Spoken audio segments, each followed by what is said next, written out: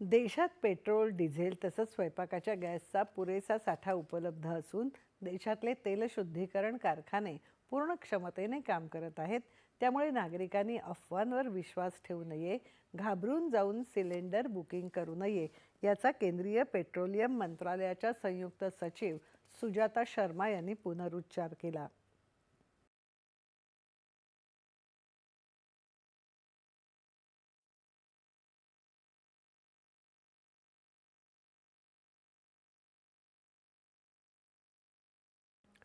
आंतरमंत्रालयीन पत्रकार परिषदेत त्या नवी दिल्लीत बोलत होत्या.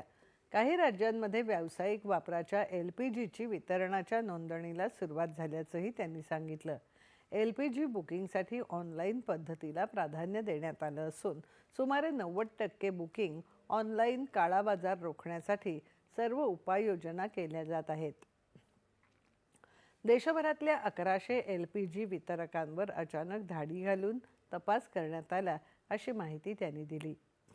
इस स्थिति में राज्य सरकारों का और स्टेट एडमिनिस्ट्रेशन का रोल बहुत इम्पोर्टेंट हो जाता है, खासकर होर्डिंग को रोकने के लिए और ब्लैक मार्केटिंग को रोकने के लिए।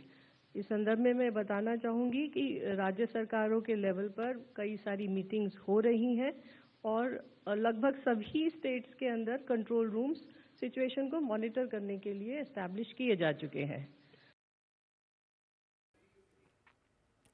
शिवालिक जहाज आज संध्याकाळी तर नंदादेवी जहाज उद्या भारतात पोहोचत असून दोन्ही जहाजांवर कच्च्या तेलाचा मोठा साठा असल्याचं सचिवांनी सांगितलं.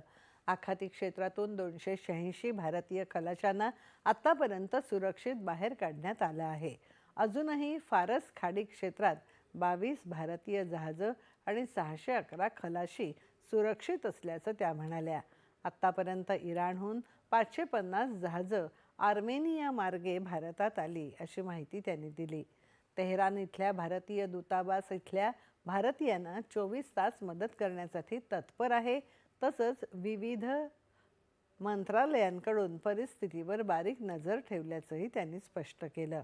28 फेब्रुवारीपासून सुमारे 2,20,000 भारतीय नागरिक युद्धग्रस्त क्षेत्रातून भारतात परत आले आहेत, असं परराष्ट्र व्यवहार मंत्रालयाचे सचिव असीम महाजन यांनी सांगितलं.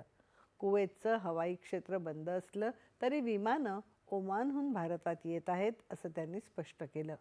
ओमानच्या सोहर शहरातल्या हल्ल्यात 13 मार्च रोजी मृत्युमुखी पडलेल्या 2 भारतीय नागरिकांचे मृतदेह लवकरच मायदेशी परत आणले जातील, असंही ते म्हणाले. DRT